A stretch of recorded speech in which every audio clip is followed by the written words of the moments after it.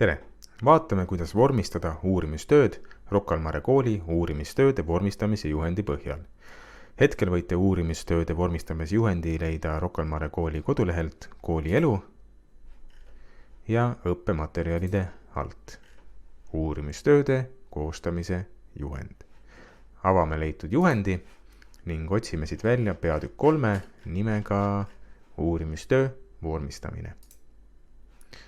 Peatükk 3 all on 2 lehekülje pikkuselt välja toodud nõuded, millele peab Rocca al Mare kooli uurimistöö vastama. Üldnõuetel on kirjas, et kõik Rocca al Mare koolis kirjutatud uurimistööd peavad olema vormistatud korrektses eesti keeles ja vastavad selle peatüki nõuetele. Ainukene erand on juhus, kui te plaanite oma töö esitada ka mõnele vabariiklikule konkursile, siis võib töö olla vormistatud ka vabariikliku konkursi nõuetest lähtuvalt. Esimene nõue, mis siin selles juhendis on välja toodud, on see, et uurimistöö esitatakse A4 formaadis. Vaatame, kuidas programmis Word me saame muuta lehe formaati või lehe suurust.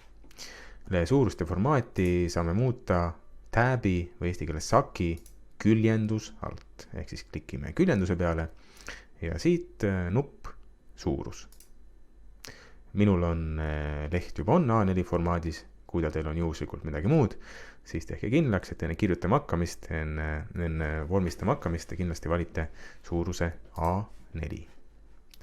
Teine nõue, mida me saame küljenduse saki alt muuta, on veeriste suurus. Veeris ehk vaba ruum lehekülje servas. Lehekülje vasakuse serva jäetakse 3 cm, paremasse serva 2, üla- ja alaserva 2 cm vaba ruumi. Avame uuesti Wordi.